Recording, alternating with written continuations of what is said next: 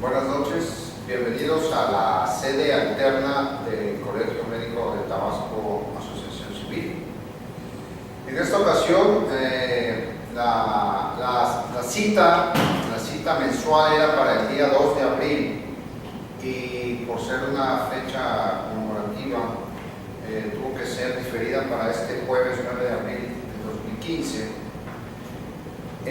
Entonces, sean bienvenidos, vamos a dar inicio a esta sesión. Primeramente quisiera informarles que durante el mes de marzo las actividades que tuvimos fueron pocas, prácticamente fue un mes festivo. Estuvimos asistiendo como invitados especiales al Colegio Médico de Tabasco con mi representación a la Universidad del Valle de México a la primera reunión ordinaria del Subcomité Especial de Servicios de Salud. Esta reunión fue con el subsecretario, el doctor Manuel Jesús Alvarado. Posteriormente asistimos a las metas internacionales para la seguridad del paciente que dictó el mes pasado la doctora Margarita Castañeda del Río. El 20 de marzo el Colegio Médico de Tabasco también asistió al curso básico de la paroscopía que trajeron desde la Ciudad de México la Asociación Mexicana de Cirugía Endoscópica. Y finalmente, hace 2 días, el día 7 de abril, asistimos a una reunión que hubo del Comité de Bioética del Estado de Tabasco y la sede fue en la SECAMEC. Ahí nos recibieron y ahí sesionamos. Entonces, la actividad del colegio en este mes pasado pues, fue bastante suave, no como en otros meses que ha estado bastante con mucha actividad. A continuación, quiero presentarles a mi amiga, la doctora Zoila Aide Quiroz Coronado, quien es radióloga. Ella tiene la especialidad en radiología y aparte hizo cursos en el hospital en nutrición, en donde ella estuvo trabajando con lo que es resonancia magnética. Ella es una experta en todo lo que es radiología y es una persona muy valorada. Y Eva nos va a dar la plática que se llama Uso y Abuso de los Rayos X. Como siempre, yo espero que esto sea de provecho para cada uno de ustedes y adelante, continuamos. Adelante, doctora. Gracias. Buenas noches, les agradezco al Colegio Médico de Tabasco la invitación. Es para mí un placer dar esta plática, ojalá no sea la primera ni la última. Y comenzar. Bueno, en la actualidad es muy importante este tema porque realmente cada una de las especialidades con las que cuenta la medicina ha ido haciendo uso y abuso de la radiología, no nada más de los rayos X. Realmente la clínica se ha perdido, cada vez tocan menos a los pacientes, cada vez menos platicamos con los pacientes. En muchas de las instituciones esto ocurre por la saturación de las consultas o de los quirófanos y eso conlleva a que cada vez hay menos personalización de los pacientes. Muchas sociedades y muchos países en el mundo se han estado dando cuenta, creo que México no es la excepción, pero hay gente que ya lo ha hecho muy informalmente. Uno de ellos son la Sociedad de Radiología Española, en donde ha hecho grandes publicaciones sobre este tema. Y uno de los, por ejemplo, artículos que a mí me llamó la atención es la medicina además que se sobrepone al paciente. Ese es un bonito artículo que ustedes lo pueden rescatar en la página de la CERAM, en donde ellos dicen que este abuso es porque cada vez hay mayor demanda, hay cada vez muchos médicos dicen, bueno, a ver cómo se ve esta enfermedad con este estudio, y realmente se va a ir haciendo uso y abuso de toda la radiología con la que contamos actualmente. Ojalá puedan revisar este artículo, es un artículo muy lindo, muy pequeño, de fácil acceso, en donde cada vez nos van haciendo más conciencia de este tema que es tan importante. Algo muy importante que siempre debemos tener estos criterios básicos es que siempre que se haga cualquier estudio no debe de adoptarse ninguna práctica que involucre radiación, a menos que se produzca un beneficio en ello. Es algo bien importante que a veces siempre hay que tomar riesgo-beneficio de cada uno de los pacientes a que atendemos para ver de todos los estudios radiológicos con los que contamos, cuál es el que le puede ayudar a nuestro paciente y si por supuesto podemos evitar algún estudio en el que ocurre radiación, para el paciente va a ser muy beneficioso. Algo muy importante es que siempre se tiene que tener en cuenta que las exposiciones a la radiación siempre se deben de tener tan bajas como sean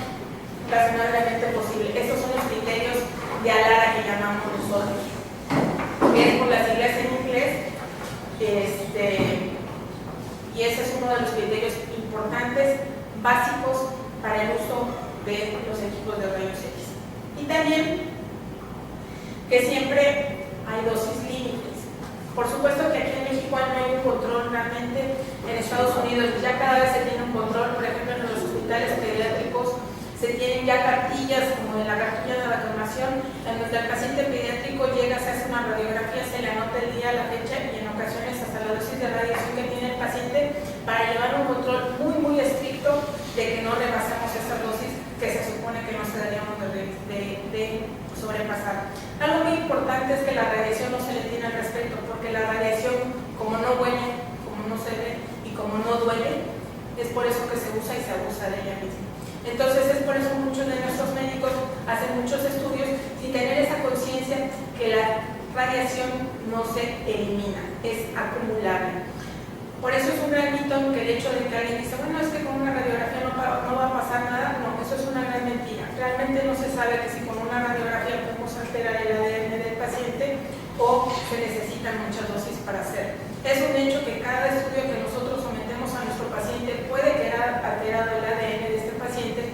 Por supuesto que hay una biología en el cuerpo que se supone que va a reparar, pero a lo mejor en algún momento es tanta la dosis o tanta la alteración genética que se hizo que es donde se pueden desarrollar cánceres. Y por eso, cada vez que sometemos a nuestros pacientes a mayores procedimientos en donde se ocupa radiación ionizante, en teoría cada vez aumentamos las probabilidades de desarrollar algún cáncer a nuestro paciente. Hay que recordar que la radiología cada vez es más extensa, no nada más es los rayos X. También en la actualidad contamos con el ultrasonido, con la tomografía computada, con la resonancia magnética y el intervencionismo, que también son estudios que muchas veces se ocupan de estudios de rayos X. Algo muy importante que de estos estudios en los que contamos en rayos que se cuentan en radiología, lo que son los rayos X y la tomografía y el intervencionismo, son los estudios en los que se ocupan radiación. Los estudios de ultrasonido y resonancia magnética ocupan como principio básico las ondas de radiofrecuencia para hacer la imagen que se va a obtener. Algo muy importante que también es muchos de nuestros médicos es que cometen el error que al pedir muchos de los estudios todavía ocupan el término de tomografía axial computarizada. Es un término mal ocupado, realmente nada más se debe ocupar el estudio tomografía computada, ya sea de la región que ustedes quieran decir, porque cuando ustedes ponen tomografía axial computarizada es algo que ya no se usa. Entonces siempre traten de cuando piden algún estudio nada más pongan TC, ya no pongan TAC, que son las siglas que antes se utilizaban. Y la resonancia magnética también ya desde hace muchos años perdió lo nuclear, porque mucha gente creía que la resonancia magnética nuclear era algo como la bomba de Hiroshima o Nagasaki, que era de medicina nuclear, y entonces la gente decía, no, yo no me lo quiero hacer porque eso es nuclear, entonces no, qué horror, ¿no? Realmente por eso ya ahorita nada más la resonancia magnética, pueden ustedes nada más decir resonancia magnética o imagen por resonancia magnética, que es el IRM, y son los términos adecuados para cuando ustedes soliciten cualquier estudio de radiología, para que hablen con propiedad. ¿Sí? Acuérdense que en rayos X tenemos equipos tanto como radiología convencional, que son los equipos que están instalados en ciertas áreas con cierta blindaje, y están los estudios de rayos X portátiles. Ahí es donde, por ejemplo, los rayos X portátiles se han usado. Hay pacientes que se pueden movilizar, que pueden llevarse a la sala de rayos X, y ojalá tengan conciencia que el hecho de que hagan un estudio de rayos X en la cama del paciente no es adecuado. ¿Por qué? Porque son equipos que son para hacer una urgencia, para tomar una placa, entonces la calidad no va a ser la misma, las posiciones no se le pueden dar al paciente. Entonces es algo que ustedes tienen que hacer conciencia como médicos, que para un paciente no se debería de tomar, por ejemplo, muchas placas, porque se debería tomar el cuarto no es un área condicionada para que haya radiación, entonces hay que evitar los estudios portátiles lo más que se puedan, aparte que hay radiación dispersa después de que se toma el estudio o cuando se toma el estudio, ¿no? Entonces, son esas otras dos opciones que se tienen en radiología. Siempre hay que evitar la radiología portátil. ¿Por qué? Porque es un estudio que le digo tiene sus implicaciones, tiene la calidad no es la misma y también el costo también es un poco más elevado, tanto a nivel particular como institucional. Algo muy importante es que en radiología tenemos muchos estudios, no nada más en la radiografía simple, podemos también tener estudios contrastados y en los contrastados puede haber contraste oral o contraste intravenoso. Estos pueden ser, el contraste oral puede ser positivo o negativo y en los simples también se pueden utilizar medios de contraste positivos o negativos. Eso va a depender cómo se va a hacer cualquier estudio positivo o negativo, va a depender del diagnóstico de nuestro paciente y también del entrenamiento de cada radiólogo. Algo muy importante es que siempre que se hacen estos estudios de radiología no debemos de abusar. Siempre yo he dicho que una base muy importante para un adecuado estudio en los pacientes es que siempre hay un contacto íntimo clínico y radiólogo. Está escrito que cuando hay una mayor información clínica del paciente, los estudios, los diagnósticos aumentan, son mejores, son más finos a que si ustedes piden un estudio a ver qué le encuentran. Entonces, es por eso donde se ha usado, bueno, oye, que hay un ultrasonido, dolor abdominal. Yo siempre les digo, pon un apellido, porque no es lo mismo que ustedes me pidan un ultrasonido para buscar apendicitis, no es lo mismo que me pidan un ultrasonido para colecistitis, porque la preparación es diferente. ¿Por qué es importante? Porque yo siempre les pongo el ejemplo de que cuando ustedes van a una panadería y dicen, quiero un pastel, pues a lo mejor les dan un pastel, puede ser de chocolate, puede ser de fresa, puede ser con relleno, puede ser sin relleno, para 20 personas, para 100 personas. Entonces, es donde toda la variedad de pasteles que hay en radiología y en ultrasonido en la sección. Entonces, no es lo mismo que ustedes llegan y digan, quiero un pastel de chocolate con relleno de fresa, por mermelada, para 20 personas, igual aquí lo mismo. Doctora, quiero un ultrasonido, buscando apendicitis, buscando colecistitis, porque la preparación también es diferente. Entonces, yo dependo mucho de su clínica para que quede mucho mejor el estudio.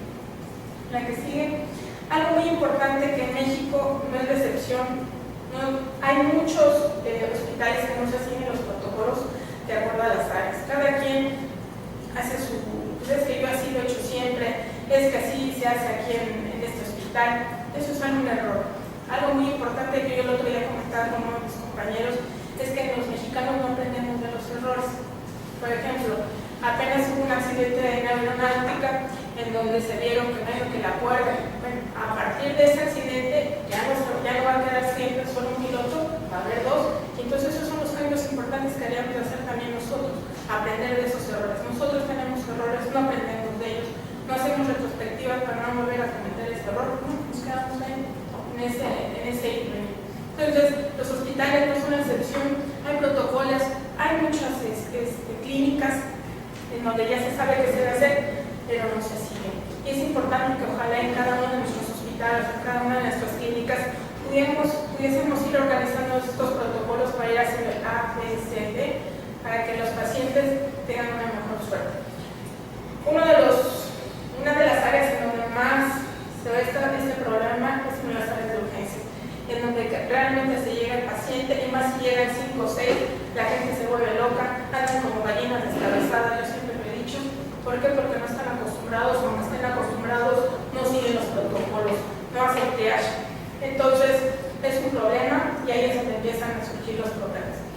Si siguiéramos ejemplos, por ejemplo, como la TLS, donde ya están muy establecidos los protocolos, qué hay que hacer con el paciente accidentado, qué son lo que se tiene que ir a hacer, se van a ir haciendo, evitando muchos errores. Por ejemplo, la TLS siempre nos dice que entre las placas básicas siempre debemos tener columna cervical, un tórax y una pelvis. Entonces, con esos 3 estudios básicos es más que suficiente a veces para el paciente grave, que tiene una hora dorada, que tiene una hora en la que nada más podemos contar que está grave. No podemos estarle haciendo a la filigrana de un amigo, de estarle tomando el dedo del pie chiquito, la mano, de frente, de lado. No, es tiempo que se pierde en rayos X o en el área de urgencias o en los portátiles. Entonces, con estas 3 básicas, por supuesto, vamos a tener mucha información y por algo tiene la razón de estas 3 radiografías. La que sigue es importante, ¿por qué? Porque la realidad es que piden muchas placas. Por ejemplo, muchos médicos piden como de rutina AP lateral de cráneo. La radiografía de cráneo está escrita que realmente en el paciente politraumatizado, policonfundido, no tiene gran utilidad. ¿Por qué? Porque no nos da mayor información. Podemos tener una radiografía normal y el paciente tiene un hematoma, epidural, subdural, contusiones, y esas no se ven en una radiografía, y es tiempo y coste para los pacientes. AP lateral de columna cervical está escrito, y con la placa lateral es más que suficiente. El tórax es un problema. Hay veces, por ejemplo, si ustedes en la solicitud piden una tele de tórax, una placa tele de tórax es una placa en la que se tiene que parar al paciente. Ponen a 1,80 en póstero anterior, es una placa que un paciente que viene en tabla con collarín que está grave nunca se va a poder parar. Por supuesto que a veces ahí es donde entra el criterio del radiólogo de los técnicos, no le tomo un tele de tórax, a lo mejor le tomo un tórax en AP, que es lo que nos va a ayudar para ver si no tiene un tórax, para ver si tiene tórax inestable. Muchas patologías que a veces se pueden ir discerniendo nada más con una simple placa. También otro gran error, les piden placas simples de abdomen, de pie y de cúbito. Es una radiografía en la que realmente tampoco nos va a aportar nada de información, porque el paciente puede tener un trauma cerrado del abdomen y la placa no va a tener ninguna información.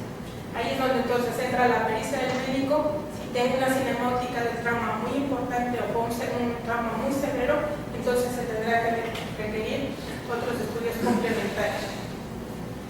Y ahora el peor de los casos es que aparte de pedir placas mal pedidas para el plenasmo, aparte se dedican a pedir del brazo, de la pierna, de la rodilla, del dedito, del otro dedito.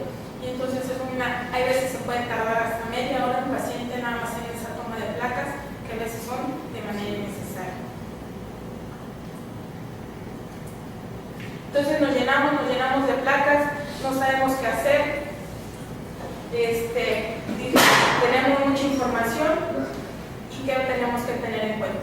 Entonces es por eso que es importante que a cada radiografía le den su uso y no abusar de cada una de ellas, porque cada una de ellas nos da mucha información.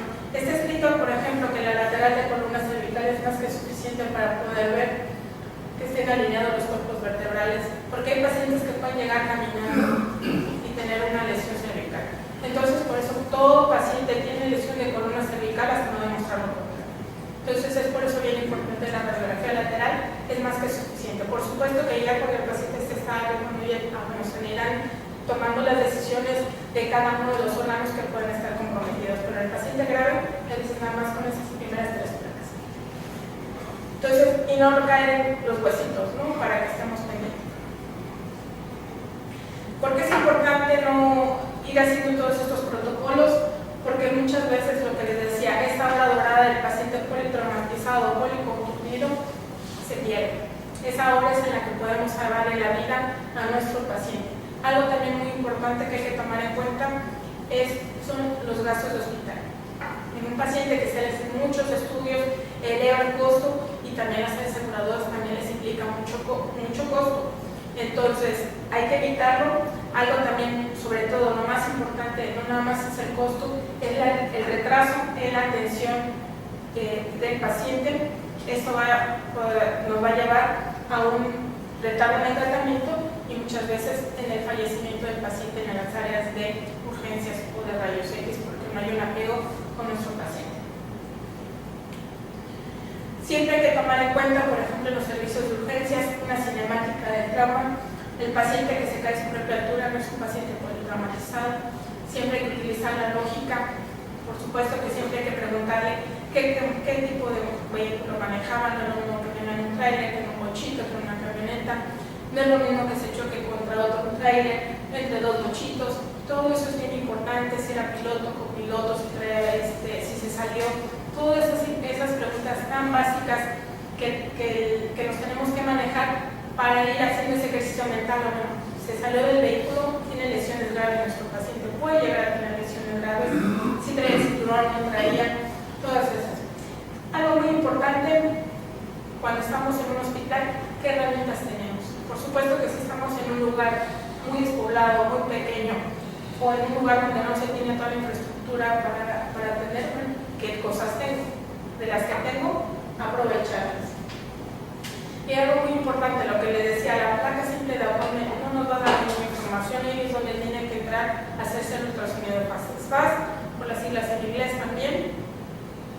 un escaneo rapidito, en 5 minutos o en pocos minutos es un ultrasonido en donde le va a dar mucha información al clínico y nos vamos a poder ayudar a la atención adecuada.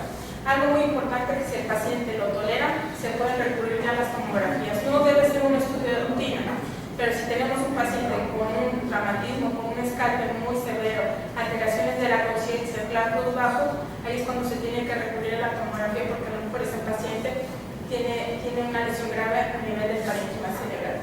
También, por supuesto, que si hemodinámicamente es inestable, la condición fue en tórax o en el abdomen, o si el PAS sale alterado o con alguna patología, ya podemos irnos a la tomografía para ir tomando las decisiones el clínico y el radiólogo. Algo muy importante, siempre no se les olvide que aquí la clínica es la que manda. Su paciente les va a ir diciendo, me duele aquí, me duele allá. O también, aunque no les saben, ustedes están viendo, sube, baja la tensión, cómo están los líquidos, orina, no orina, sangre, todo eso es importante que ustedes estén alertas con el paciente en urgencias. Algo muy importante es que a veces no le sacamos el provecho a las radiografías cuando las tenemos. Hay veces tenemos ahí el oro molido y no lo aprovechamos. De primera intención alguien dice, bueno, esta placa no tiene nada, no tiene, bueno, no, sí. Cuando ya revisamos esta radiografía, bueno, podemos ver que esto está desplazado, tiene alteraciones. Y bueno, ese es un scout, el scout es una radiografía, de cuenta para previa a la tomografía, la que sigue. Y lo que encontramos es una gran colección a nivel del hígado, que lo que hacía era que el estómago se descendiera caudalmente y es por eso que estaba descendiendo. ¿La puedo regresar? Es por eso que esa colección había cambios en la densidad aquí y el estómago estaba desplazado con las diferentes estructuras. Entonces es por eso que debes siempre tener en cuenta tener esos ojos abiertos. Y algo bien importante, ser humildes, llegar a la medicina radiólogo, oye, ¿qué le ves? Porque está escrito que para los radiólogos hay cosas que ustedes se les pueden y al radiólogo tiene esa habilidad, la escala de grises para el radiólogo es más amplia. ¿Por qué? Porque estamos dedicados todos los días a ver escala de grises, entonces nuestro ojo está mucho más entrenado que el suyo. Que sí. Algo muy importante que cuando uno toma rayos X hay que estar con la mente abierta. Puede uno encontrarse todo, huesos en donde no deben de estar, luxaciones, pero también podemos encontrar cuerpos extraños. Desde una cachuelita, un niño que se la tragó, hay que estar pendientes que sí, que se tragó. No es importante también, por ejemplo, si se tragan pilas, porque las pilas hacen perforaciones, por ejemplo, los niños todos se meten. La que sigue, pero también podemos encontrar cosas terribles, ¿no? Hay gente muy loca en este mundo. Estas son imágenes de internet, pero que al final de cuentas uno dice, ¿cómo llegan esos objetos aquí? Y aparte por la forma. Nosotros como radiólogos hemos encontrado series de encontrar botellas, desodorantes, muchos objetos por vía rectal. Pero cuando uno se encuentra estas cosas es cuando dice uno, qué cosa tan terrible, ¿no? Entonces hay que estar dispuesto a ver todas las cosas. Lo que les decía, los españoles están muy preocupados, y yo se los cogí a ellos porque ellos son uno de los con los que más contacto tenemos, también los americanos también están preocupados. Hicieron estas recomendaciones. La CERAM, lo que les digo, la Sociedad Radiológica Española, hicieron esas recomendaciones de no hacer. Ojalá tengan la oportunidad de revisarlas porque cada una de ellas son muy puntuales. Ahí es donde por enfermedades nos dicen esto sí, esto no, y ojalá y le den una revisadita. Una de estas guías les dice, por ejemplo, cuando hacemos la radiografía de tórax como de manera rutinaria, todo paciente que vamos a operar su radiografía de tórax. Ellos vean, ustedes chequen, por ejemplo, cuándo sí se debe de hacer, o cuándo debería sí hacerse una radiografía de tórax, no nada más de rutina. Ellos describen que cuáles son los siguientes casos en donde serían indicados. Por ejemplo, si se va a hacer cirugía cardiovascular, un posible ingreso a terapia intensiva, sospecha de tumor maligno o infección tuberculosa, cirugía grado 3 en pacientes mayores de 60 años. ¿Cuáles son las cirugías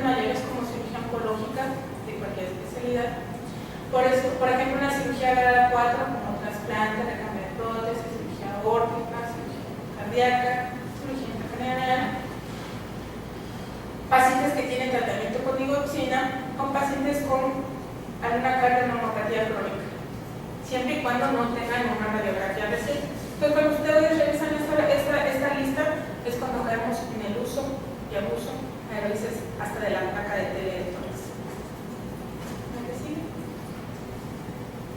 Otra de los usos y abusos, por ejemplo, a mí me toca que muchos médicos nos piden ultrasonido para pielonefritis, ¿no?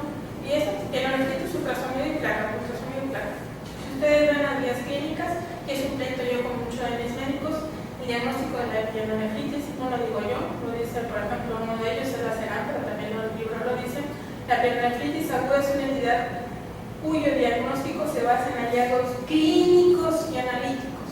Entonces aquí no hay que buscarle, como les digo, chichas a la gallina, ¿no entienden?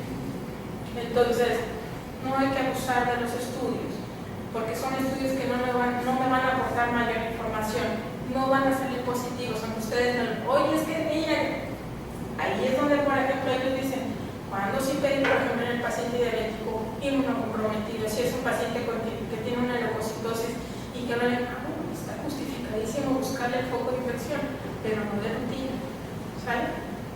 Ya que sí. Algo muy importante, como les decía, México no es la excepción, hay guías clínicas que la mayoría de nosotros nunca hemos leído. Ese también está en internet, en el catálogo maestro de las guías de la práctica clínica. Hay hallazgos muy puntuales en donde dice qué se debe hacer, qué estudios se debe pedir a cada una de las enfermedades. ¿Por qué? Porque ya nos hemos dado cuenta que hay un abuso de todos los estudios. Ojalá y también puedan ir leyendo dependiendo de sus áreas. Ojalá y esta plática pudiese dárseles a todas las especialidades con el enfoque, por supuesto, de cada una de ellas, porque de cada una de las especialidades se podría hablar de las enfermedades en las que se abusa y el uso de los rayos X y de la radiología. Y bueno, como les digo, México también está organizado, nada más que no lo aplicamos. ¿Sí? Algo muy importante es que siempre tenemos estudios en los que no ocupamos radiación, en los que, por ejemplo, se pueden hacer como alternativa, como la resonancia magnética. La resonancia magnética es un estudio muy noble en lo que podemos también, cuando ya la patología se complica, en donde el ultrasonido ya no nos puede dar más bien información, nos podemos hacer, como por ejemplo en este paciente que está embarazada. Es una embarazada a la que se le puede hacer una resonancia, es un estudio que ocupa solamente ondas de radiofrecuencia. Normalmente es un estudio que no se hace contrastado, pero se puede llegar en algunas ocasiones, si es necesario ser contrastado, volvemos a lo mismo, riesgo-beneficio. Entonces, hay que recordar, hay muchas opciones en la radiología, no todo es rayos X, no todo es tomografía. Existe el ultrasonido, existe la tomografía.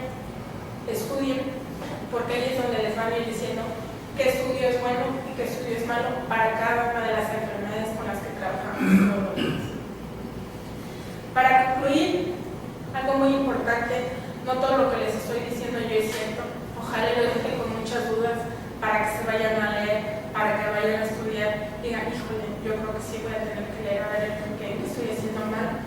No crean todo lo que lean también, siempre pongan en duda. Y algo bien importante, siempre esta diapositiva casi no va en mis exposiciones, la reina de esto sigue siendo la clínica.